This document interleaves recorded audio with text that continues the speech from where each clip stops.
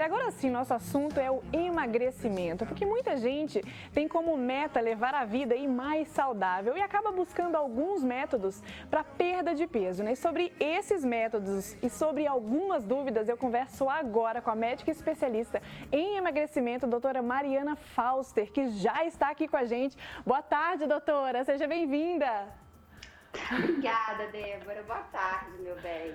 Boa tarde, doutora. Explica pra gente, início do ano, né? Chegam sempre aquelas promessas, né? Em 2022 eu vou fazer isso, em 2022 eu vou emagrecer. Por onde que a gente pode iniciar com aquele processo de perda de peso? Então, Débora, eu acho que a primeira coisa que a gente precisa fazer é pesar. Exato. Precisam pesar, saber como está o peso, né, quantos quilos ganhou ou se não ganhou peso. Eu acho que um bom começo é enfrentando a balança. Exatamente. E doutora, o que a gente não pode fazer quando o assunto é emagrecimento? Por exemplo, o que está realmente proibido? O que está proibido quando a gente pensa em emagrecer, Débora, é você querer usar medicamentos para te ajudar sem orientação médica. Isso está proibido, está fora de cogitação, porque pode trazer muito prejuízo para a sua saúde e não vale a pena de maneira nenhuma. Sim. E doutora, é possível, aquela pergunta, né? É possível a gente perder 5 quilos em 7 dias? Essa pergunta ela é polêmica, porque possível é, né? Cada um tem um metabolismo, possível é. A gente vê pacientes que fazem cirurgia bariátrica, nos primeiros dias eles têm uma perda importante de peso. Mas não é o ideal, porque isso vai estar associado, Débora, a uma dieta tão restrita, que em pouco tempo isso pode trazer tantos prejuízos.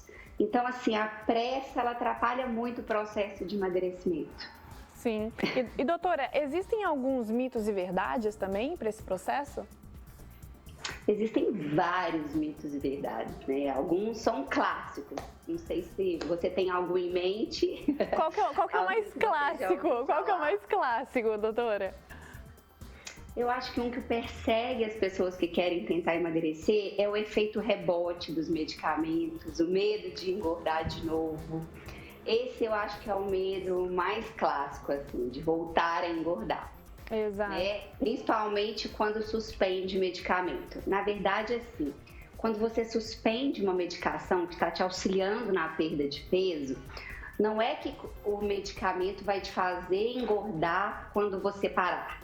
É que se você voltar para aqueles hábitos de antes que te fizeram engordar, você vai ganhar peso de novo. Sim. Não tem a ver com a suspensão da medicação, como muitas pessoas acreditam. Eu escuto isso no consultório todos os dias dela. Não tem a ver com isso. Eu acho que esse é o maior mito. Parar um remédio não aumenta o seu peso. Exato. E doutora, aquela dúvida, né, que todas as pessoas têm, qual que é a diferença de light para diet? Isso pode interferir em algo no processo do emagrecimento? Essa pergunta é ótima, porque às vezes as pessoas acham que estão consumindo um produto diet e que esse produto não vai engordar, né? Eu mesma, quando eu era novinha, eu achava isso, né? Eu falava assim, é diet, não engorda, não tem problema. Mas quando você vai entender o processo, um produto diet, ele é um produto que não tem açúcar incluído, só isso. Sim. Ali dentro não foi acrescentado açúcar, é um alimento para os diabéticos, que tem que ter um consumo moderado e muito consciente de açúcar. Um produto light é um produto que é restringido de algum ingrediente, que tem uma quantidade reduzida de algum ingrediente, que nem sempre vai ser o açúcar, Débora. Às vezes pode ser a gordura, lactose pode ser também. Isso, perfeita. Perfeita. Entendi. Um exemplo, pode ser o glúten, é um alimento que teve redução de algum ingrediente. Sim. E doutora, ficar sem comer, aquele jejum intermitente, né? Realmente ele emagrece? Fazer o jejum? O jejum, só ficar sem comer, é claro que se você não comer nada, você vai emagrecer, mas você vai ficar doente também. Sim. Né? O jejum, ele é uma forma de te ajudar a comer menos, tá? quando você faz o jejum, a ideia é que você ingira menos calorias do que você precisa no dia. Ele é uma estratégia para você comer menos. Não é a única maneira de você comer menos. Sim. Você não tem necessariamente que fazer jejum quando você está tentando emagrecer. Ele serve como uma estratégia para algumas pessoas que querem comer menos. Sim. E precisam para perder peso. E doutora, e durante a noite, por exemplo, comer muito à noite, próximo ao horário de descanso, próximo ao horário do sono, ele pode dificultar ali a digestão também? Pode, a sua digestão tende a ser mais lenta no período noturno, porque o seu corpo estava querendo entrar num processo de relaxamento. Sim. E quando você come uma grande quantidade, o seu corpo vai ter que digerir aquilo ali. Então fica aquela briga. Entendeu? Então, o ideal é você não fazer refeições pesadas muito próximo do horário de dormir. Não significa que você não pode comer à noite, mas você deve evitar alimentações muito pesadas de difícil digestão, porque pode atrapalhar a sua digestão e o seu sono. E se fizer essa alimentação um pouco mais pesada, doutora, mais ou menos quantas horas assim antes de dormir? Então, por exemplo, se a pessoa geralmente dorme às 10 horas da noite, às 22 horas, quanto tempo antes que ela pode fazer aquela refeição mais balanceada, assim? Robusta. Mais robusta, né? Assim, o ideal é, se você está tentando perder peso, você não fazer refeições muito calóricas. Por exemplo, assim, comer um pratão de feijoada, né? Ideal é você estar evitando esses alimentos tão pesados. Mas se você for fazer uma refeição pesada no período da noite, ideal que seja 2, 3 horas do horário do seu sono. Antes, sim. Isso. Vamos deixar então a feijoada para almoço então, né, doutora? Para almoço de sábado, para almoço também de quarta-feira. Aqui na Band a gente tem feijoada de quarta-feira, viu, doutora? Quarta-feira, gente. Mas é no almoço.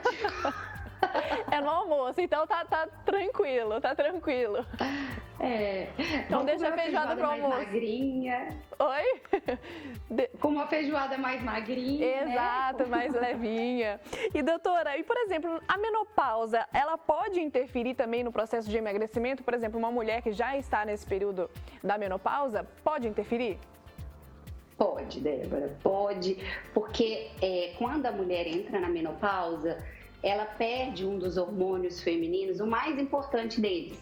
Então, assim, o metabolismo muda muito, sabe? A distribuição da gordura no corpo da mulher muda muito, entendeu? Sim. A menopausa é um período que exige muito cuidado, que exige muito carinho na hora de cuidar de uma mulher nesse período. A gente tem que individualizar, tem que ter todo um programa para ela. Isso não quer dizer que ela não possa emagrecer, tá? Eu tenho os resultados das pacientes na menopausa, é fantástico, porque é o nível de maturidade da mulher muito maravilhoso.